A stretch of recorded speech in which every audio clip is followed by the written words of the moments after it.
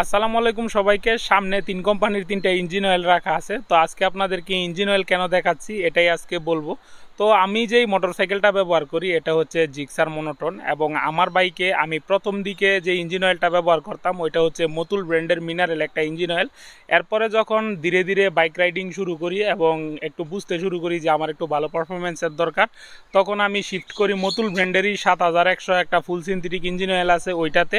এবং এরপরে যে ইঞ্জিন অয়েলটা আমি আমার বাইকে প্রবেশ করাই ওইটা ছিল ক্যাস্ট্রল ব্র্যান্ডের পাওয়ার অন রেসিং একটা ইঞ্জিন অয়েল। এরপরের যে ইঞ্জিন অয়েলটা আমার বাইকে আমি প্রবেশ করাই সেটা হচ্ছে পেট্রোনাসের সেমি সিনথেটিক ইঞ্জিন অয়েলটা। তো এই সবগুলো ইঞ্জিন অয়েলের রিভিউই আমার চ্যানেলে আপনারা পেয়ে যাবেন। তো এখন আপাতত যে ইঞ্জিন অয়েলটা আমি ব্যবহার করছি এটা হচ্ছে ইসিনজা সিনথেটিকা, মানে মাঝখানের যে ইঞ্জিন অয়েলটা আছে এটা হচ্ছে সেমি সিনথেটিক একটা ইঞ্জিন অয়েল। তো এটা তিনটা ক্যান আমি কিনেছিলাম। তো একটা ক্যান আমার বড় ভাইয়ের কাছে আমি বিক্রি করে দিয়েছিলাম, এবং একটা ক্যান আপাতত আমার মোটরসাইকেলে এটা ভরা আছে ইঞ্জিন অয়েলটা, এবং আরেকটা ক্যান ইনটেক, এটা আমার সামনে এখন দেখেন আপনাদেরকে আমি দেখাচ্ছি। তো এর পাশে যে ইঞ্জিন অয়েলটা আছে এটা হচ্ছে পেট্রোম্যানের একটা ফুল সিনথেটিক সুপার বাইক লেখা এই একটা ইঞ্জিন অয়েল। এই ইঞ্জিন অয়েলটা আমি বাইক শো থেকে কিনেছিলাম 900 টাকা দিয়ে। ইঞ্জিন অয়েল দেখানোর কারণটা কি, তো অনেকে ইঞ্জিন অয়েলের রিভিউ করার সময় বলে থাকে যে মোটরসাইকেলে নাকি এক এক সময় এক এক ইঞ্জিন অয়েল ব্যবহার করলে মোটরসাইকেলের ইঞ্জিনে অনেক ক্ষতি হয়, ইঞ্জিন ড্যামেজ হয়ে যায়, সিজ পর্যন্ত করতে পারে, তার পাশাপাশি বাইকের পারফরমেন্স নাকি ড্রপ করে। অনেক ধরনের কথা সোশ্যাল মিডিয়াতে যারা নাকি ইঞ্জিন অয়েলের রিভিউ দেয় ওনারা বলে থাকে, মানে অনেকেই বলে।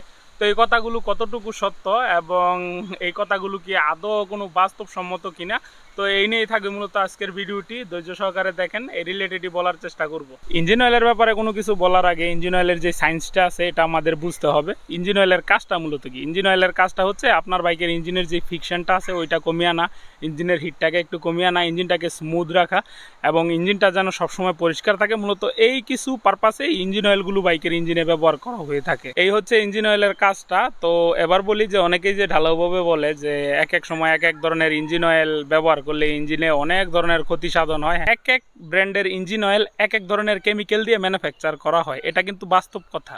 তো এটা আমাদের মানতে হবে। তো এইটাও একটা ব্যাপার আছে। তো এই জন্য দেখা যায় কি, বাইকে যখন আপনি ইঞ্জিন অয়েল ব্র্যান্ড পরিবর্তন করবেন এতে করে দেখা যায় যে প্রাথমিক অবস্থায় ইঞ্জিন অয়েলটা চেঞ্জ করার পর বাইকের ইঞ্জিনের হিট অনেক বেড়ে যায়। এমন কোনো রেফারেন্স কেউ দেখাতে পারবে না যে এক এক সময় এক এক ব্র্যান্ডের ইঞ্জিন অয়েল ব্যবহার করার কারণে তার ইঞ্জিনটা সিজ করছে বা নষ্ট হয়ে গেছে, ড্যামেজ হয়ে গেছে, এমন কিন্তু নজির কেউ দেখাতে পারবে না। সবাই কিন্তু মুখে মুখেই বলে। অন্যের কথা না বলে আমার নিজের কথাটাই বলি। তো আমার জিক্সার মনোটন বাইকে এখন পর্যন্ত কিন্তু অনেক প্রকারের ইঞ্জিন অয়েল আমি ব্যবহার করছি, মিনারেল, সেমি সিনথেটিক, সিনথেটিক এবং বিভিন্ন ব্র্যান্ডের। তো আমার বাইকের ইঞ্জিন কিন্তু এখন পর্যন্ত সিজও করে নাই, কোনো দিক থেকে ড্যামেজও হয় নাই, ইভেন ক্লাচ প্লেটও কোনো সমস্যা হয় নাই। আমি আমার মোটরসাইকেলটা এখন পর্যন্ত প্রায় 26,000 প্লাস কিলোমিটার চালায় ফেলছি, প্রায় 27,000 কিলোমিটার হয়ে যাবে আর 300 কিলোমিটার পর। এখন পর্যন্ত আমার মোটরসাইকেলের পারফরমেন্স কিন্তু কোনো দিক থেকেই ড্রপ করে নাই। ইভেন আমার মোটরসাইকেলের পারফরমেন্স আমি অনেক ভালো পাচ্ছি এবং বাইকটা ব্যবহার করে আমি খুবই মানসিক শান্তি পাচ্ছি। যখন ইঞ্জিন অয়েলের ব্র্যান্ড পরিবর্তন করবেন তখন কিছু বিষয় আপনাকে মাথায় রেখে চলতে হবে। যেমন ইঞ্জিন অয়েলের ব্র্যান্ড পরিবর্তন করার সময় আপনি বাইকটাকে একটু কাটচিত করে একটু সময় নিয়ে বাইকের ইঞ্জিন অয়েলটা ড্রেন দিতে হবে, যাতে করে বেশি পরিমাণের ইঞ্জিন অয়েলটা বাইকের ইঞ্জিন থেকে বেরিয়ে যায়।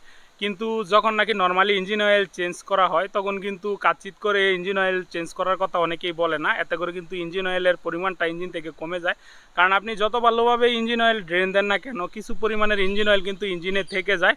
এজন্যই মূলত ইঞ্জিন অয়েল ক্যাপাসিটিটা, যেমন আমার মোটরসাইকেলের জন্য 850 ml দেওয়া, এখন যদি আমি কাটচিত করে বেশি পরিমাণের ইঞ্জিন অয়েল ড্রেন দিয়ে দিই সেই ক্ষেত্রে কিন্তু 850 ml দিলে আমার ইঞ্জিন অয়েল এর পরিমাণটা কিন্তু ঠিক হবে না। সেই ক্ষেত্রে কিন্তু 1 লিটার পরিমাণে দিতে হবে। তো এটা আপনাদেরকে একটু বুঝতে হবে। তো আপনারা যখন কাটচিত করে ইঞ্জিন অয়েলটা ড্রেন দিবেন তখন ম্যাক্সিমাম ইঞ্জিন অয়েল বাইকের ইঞ্জিন থেকে বেরিয়ে যাবে। সেই ক্ষেত্রে যখন আপনি ইঞ্জিন অয়েলের পরিমাণটা একটু বাড়িয়ে দিবেন, এবং এতে করে কিন্তু আপনার বাইকের ইঞ্জিনে কোনো ক্ষতি হবে না। কিছু জিনিস আপনার সামনে আসতে পারে, যেমন ইঞ্জিনের যেই টেম্পারেচারটা সেটা বেড়ে যেতে পারে, এবং বাইকের ইঞ্জিনটা একটু অতিরিক্ত হিট হতে পারে, বা দেখা যাবে যে অল্প কিলোমিটার রাইড করার পর বাইকের আরপিএমটা একটু বেড়ে থাকতে পারে। তো এটা আপনি খুব একটা ফিল করবেন না। আপনার 300 বা 400 কিলোমিটার পর থেকেই আপনার ইঞ্জিন অয়েলের যে পারফরমেন্সটা সেটা আপনি পাওয়া শুরু করবেন। তো এই ক্ষেত্রে আমি আপনাদেরকে বলবো, বাইকের ইঞ্জিন একটু হিট হতেই পারে, কিন্তু আপনার মাথাটাকে ঠান্ডা করে আপনি বাইক রাইড করতে থাকেন। বাইকের ইঞ্জিন অয়েল ব্র্যান্ড যখন আপনি চেঞ্জ করবেন এতে করে আপনার বাইকের কোনো ক্ষতি হোক না হোক, ইঞ্জিন অয়েল কোম্পানি কোম্পানির কিন্তু একটা ক্ষতি হবে, এবং ওই তথাকথিত কোম্পানির যারা দালালি করে তাদের কিন্তু একটা ভালো ক্ষতির সম্মুখীন হতে হয়। এজন্যই মূলত এই জিনিসটা করার জন্য কেউ সাজেস্ট করে না খুব একটা। এখন আপনি একটা জিনিস চিন্তা করেন, আপনার সামনে কিন্তু আমি 3টা ইঞ্জিন অয়েল রেখে দিছি, এবং আমি যে ইঞ্জিন অয়েলগুলো ব্যবহার করছি প্রত্যেকটা ইঞ্জিন অয়েলের রিভিউ আমার চ্যানেলে দেওয়া আছে, এবং প্লেলিস্টে ঢুকে যখন আপনি ইঞ্জিন অয়েল নামের একটা প্লেলিস্ট আছে ওই জায়গায় গেলে সব ইঞ্জিন অয়েলের রিভিউ পেয়ে যাবেন। তো এই মাঝখানের যে ইসিনজা সিনথেটিকা এটার রিভিউ খুব তাড়াতাড়ি আসবে। আমি এখন পর্যন্ত এটা 1000 কিলোমিটারও চালাতে পারি নাই, তো মিনিমাম 2000 কিলোমিটার চালায়া তারপর একটা রিভিউ দেওয়ার চেষ্টা করব। তো যাই হোক, সেটা ভাই ভিন্ন ব্যাপার। তো একটা জিনিস চিন্তা করেন, আপনি যখন ইঞ্জিন অয়েল ব্র্যান্ড চেঞ্জ করবেন তখন যদি আপনি একটা ভালো পারফরমেন্সের ইঞ্জিন অয়েল আপনি কম টাকার ভিতরে পেয়ে যান, সেই ক্ষেত্রে কিন্তু আপনি অতিরিক্ত মূল্য দিয়ে ওই তথাকথিত ব্র্যান্ডের ইঞ্জিন অয়েল কিন্তু আপনি আর ক্রয় করবেন না। এটাই কিন্তু কোম্পানির সব থেকে বড় ক্ষতি। উদাহরণস্বরূপ এই যে ইঞ্জিন অয়েলটা দেখতে পাচ্ছেন, পেট্রোনাস স্প্রিন্টা F700 সেমি সিনথেটিক একটা ইঞ্জিন অয়েল, এটা আমি ক্রয় করেছি 650 টাকা দিয়ে। ইসিনজা সিনথেটিকা মাঝখানের যে ইঞ্জিন অয়েলটা আছে এটা আমি ক্রয় করেছি, এটা কিন্তু সেমি সিনথেটিক একটা ইঞ্জিন অয়েল, এটাও 650 টাকা দিয়ে আমি ক্রয় করেছি, এবং মেড ইন ইটালি একটা প্রোডাক্ট এটা। তো এর পাশে যেই ইঞ্জিন অয়েলটা আছে এটা হচ্ছে পেট্রোমিনের একটা সুপার 40 একটা ইঞ্জিন অয়েল। তো এটা নাকি সুপার বাইকেও ব্যবহার করা যায়। তো এই ইঞ্জিন অয়েলটা কিন্তু আমি বাইকশো থেকে ক্রয় করেছি প্রায় 900 টাকা দিয়ে। এটা কিন্তু ফুল সিনথেটিক একটা ইঞ্জিন অয়েল। চিন্তা করেন আমাদের দেশে পাওয়া যায় টপ ব্র্যান্ডগুলোর ইঞ্জিন অয়েলের সেলিং প্রাইসটা কত, বা তাদের ফুল সিনথেটিক ইঞ্জিন অয়েলের প্রাইসটা কত।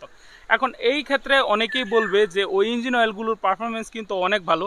এখন এইখানে আমার একটা ছোট্ট কথা আছে, এই যে কিছুদিন আগে আমি একটা রিভিউ দিয়েছিলাম ক্যাস্ট্রল পাওয়ার ওয়ান রেসিং একটা সিনথেটিক ইঞ্জিন অয়েলের। তো ওইটা যদি মানে আপনি ব্যবহার করেন তখন আপনি বুঝতে পারবেন যে ওইটার পারফরমেন্স কীরকম। তো শুধু শুধু কোনো জিনিস ব্যবহার না করে বুলিয়া উড়াইয়া কোনো লাভ নাই, শুধু শুধু মানুষকে মানে ভুল দিকে গাইড করার কোনো মানেই হয় না।